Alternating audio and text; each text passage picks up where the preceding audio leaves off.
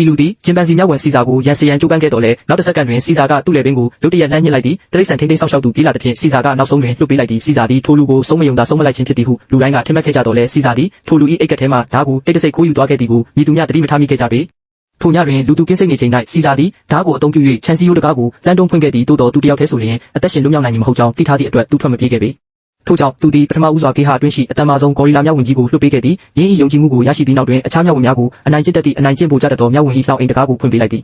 နောက်တစ်စက္ကန့်တွင်စီစာသည်ထိုအနိုင်ကျင့်ပိုကြတတ်သောမြောက်ဝင်၏မျက်နှာကိုလက်သီးဖြင့်ပြင်းထန်စွာထိုးနှက်လိုက်သည်ထိုပိုကြတတ်သောမြောက်ဝင်ကပြန်လည်ခုခံရန်ကြိုးစားခဲ့တော်လဲစီစာနောက်ွယ်တွင်မတက်ရနေသောဂေါ်ရီလာကြီးကိုမြင်တွေ့သွားခဲ့သည်အစမတန်ကြီးမားလာသောအင်အားနှင့်ရင်ဆိုင်လိုက်ရသည့်အတွက်အင်းသည်ခေါင်းကိုအရှုံးပေးလိုက်ရလေသည်ထိုအချိန်မှစ၍စီစာသည်ခေါင်းဆောင်အသစ်ဖြစ်လာခဲ့သည်မကြာမီအချိန်၌စီစာကိုမွေးမြူခဲ့သောလူကသူ့ကိုအိမ်ပြန်ခေါ်ရန်ရောက်ရှိလာခဲ့သည်သို့တော်စီစာသည်မိမိအဆုံးဖြစ်ခံခဲ့ရသည်ကိုမေ့ဖြောင်းနိုင်ခြင်းမရှိခဲ့ပေထိုလူကထက်တလဲလဲအတနာခံတောင်းပန်နေသဖြင့်စီစာစိတ်ထဲတွင်လှုပ်ခတ်သွားပုံရသည်သို့တော်လဲလက်ဘက်တွင်ပက်ရမည်တာရီကျိုးခွေးဆွဲကျိုးကိုမြင်လိုက်ရသောအခါသူသည်လောင်အိမ်တကားကိုဖြင်းညင်းစွာပြန်ပိတ်လိုက်လေသည့်အကြောင်းမှာသူသည်မိသူ၏အိမ်မွေးတိရစ္ဆာန်များထပ်မဖြစ်လိုသောကြောင့်မိမိကိုယ်ကိုသိရှိသွားခဲ့သောကြောင့်ဖြစ်သည်အခြားမြောက်ဝင်များကဝမ်းသာအားရအော်ဟစ်အားပေးခဲ့ကြသည်ထိုအချိန်မှစ၍စီစာသည်သူတို့၏စစ်မှန်သောခေါင်းဆောင်ဖြစ်လာခဲ့တော်သည်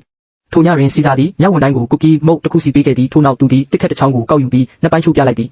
ဆက်လက်၍သူသည်တစ်ခက်စီတစ်စီးကိုကောက်ကင်လိုက်သည်သူညီမျှပင်ပြင်းပြင်းထန်ထန်စူးစမ်း၍ချိုးပါတော့လဲအင်းတို့ကိုချိုးဖျက်နိုင်ခြင်းမရှိခဲ့ပေထိုအခါမှသာမြောက်ဝင်များသည်နားလေသဘောပေါက်သွားကြသည်စီလုံးညီညွတ်မှုရှိမှသာလျှင်သူတို့၏ကံကြမ္မာကိုပြောင်းလဲနိုင်မည်ဖြစ်သည်သို့တော်စီစာသည်စီလုံးညီညွတ်မှုတစ်ခုတည်းဖြင့်မလုံလောက်ကြောင်းသိရှိထားခဲ့သည်